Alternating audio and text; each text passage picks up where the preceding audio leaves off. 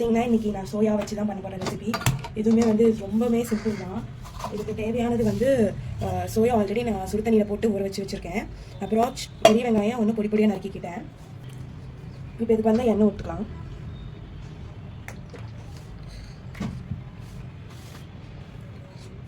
எண்ணெய் விட்டாச்சு.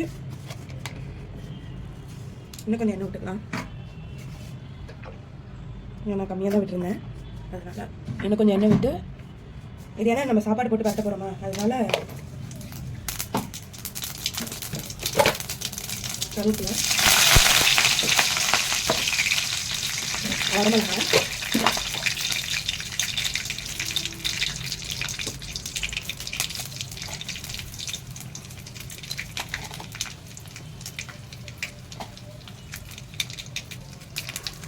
நான் 4 வரமிளகாய் எடுத்துருக்கேன். டக்குன்னு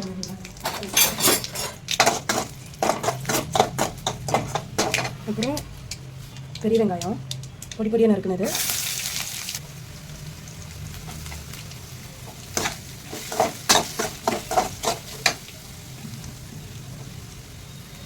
இது வந்து நல்லா ஃப்ரை ஆகட்டும்.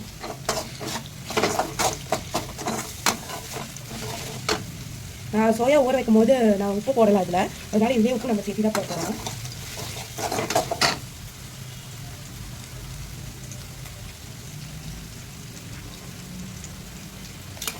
இந்த மாதிரி ரெசிபிலாம் நீங்கள் டக்குன்னு செஞ்சிடலாம்.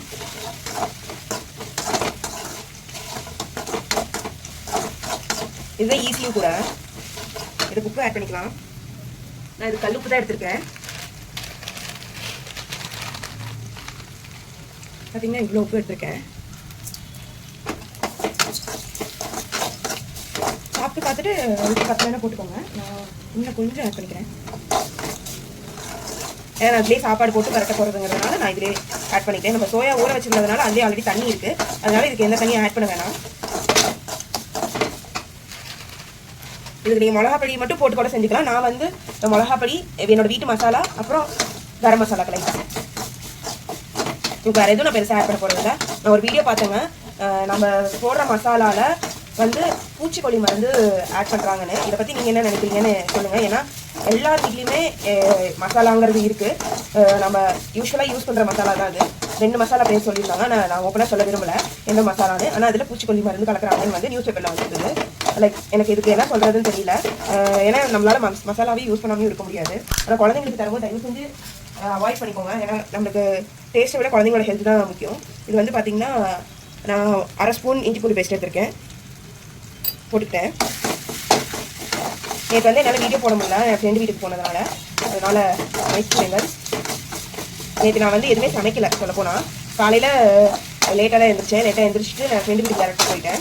அங்கே போய் தான் நான் பிரேக்ஃபாஸ்ட் சாப்பிட்டேன். பிரேக்ஃபாஸ்ட்லாம் பிரன்ச்சுன்னு சொல்லலாம். பார்த்தீங்கன்னா இஞ்சி பூண்டு வாசம் போயிடுச்சு. நான் இப்போ இதில் வந்து மஞ்சத்தூள் கொஞ்சம் ஆட் பண்ணிக்கிறேன். இதெல்லாம் வீட்டில் அரைச்ச மஞ்சத்தூள் தான்.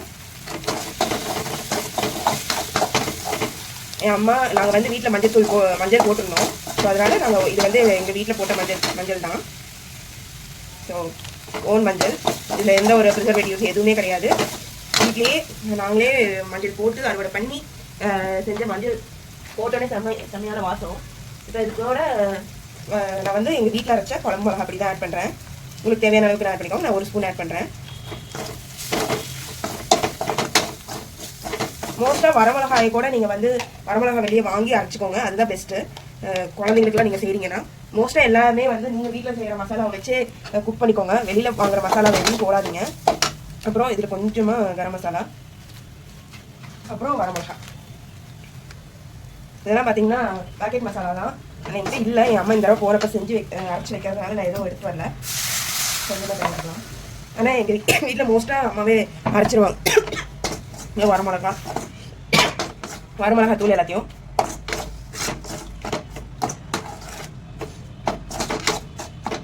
இது வந்து சிம்பிள் அண்ட் ஈஸியாக செய்கிற ஒரு ரெசிபி. நான் வந்து ஆல்ரெடி சாப்பாடு வச்சுட்டேன் பார்த்தீங்கன்னா. இப்போ இதில் வந்து சோயா ஆட் பண்ணிக்கலாம். நான் எனக்கு தேவையான அளவுக்கு நான் சோயா எடுத்துக்கிட்டேன். சோயா வந்து உண்மையாலுமே உடம்புக்கு நல்லதுங்க, கொடுங்க. இதில் தான் ப்ரோட்டீன் அதிகமாக இருக்குது. வெயிட் லாஸ்க்கு இது ரொம்ப நல்லது.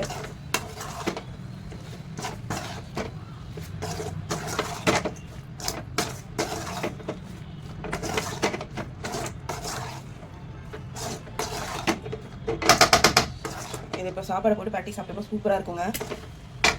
நான் இதில் கொஞ்சம் தண்ணி ஊற்றிக்கிறேன். தண்ணி நீங்கள் எவ்வளோ ஊற்றினாலுமே இந்த சோயா வந்து உறிஞ்சிக்கும்.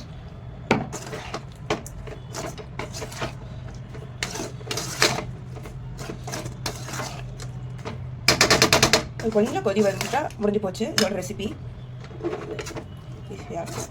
நீங்கள் வீட்டுக்கு செய்றீங்கன்னா கிரேவி பக்கத்தில் செஞ்சுக்கோங்க. நான் எனக்கு ஆஃபீஸ்க்கு நான் எடுத்துகிட்டு போகிறதுனால நான் வந்து சாப்பாடு வச்சுருக்கேன். அப்புறம் இதுதான் என்னோட மார்னிங் பிரேக்ஃபாஸ்ட்டுமே.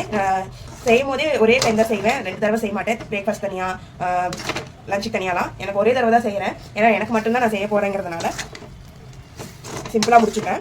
ஸோ இந்த ரெசிபி உங்களுக்கு பிடிச்சிருந்ததுன்னா சாப்பிட்டு பார்த்துட்டு எனக்கு எப்படின்னு கமெண்ட் பண்ணுங்கள். கண்டிப்பாக இது பிடிக்காமல் இருக்கிறவங்களுக்கு வாய்ப்பே கிடையாது. உங்களுக்கு காரமாக சாப்பிடணும், அதுவும் மலைக்கு சாப்பிடணும்னா செம்மையாக இருக்குங்க. இதை ட்ரை பண்ணி பார்த்துட்டு எனக்கு சொல்லுங்கள். Bye guys. இதில் கடைசியாக நம்ம வந்து கொத்தமல்லி தூவிட்டு இறக்கிக்கோங்க. நான் வந்து இதில் என்ன பண்ண போகிறேன்னா, சுண்டி வந்தோடனே இந்த சாப்பாட்டை வந்து இதில் கொட்டி பரட்டிடுவேன். அவ்வளோதான் இந்த ரெசிபி. இந்த வீடியோ பிடிச்சதுன்னா லைக் பண்ணிக்கோங்க, ஃபாலோ பண்ணிக்கோங்க, சப்ஸ்கிரைப் பண்ணிக்கோங்க. அப்போ தான் மேலும் மேலும் நான் போடுற வீடியோவை நீங்கள் பார்க்க முடியும். பாய்.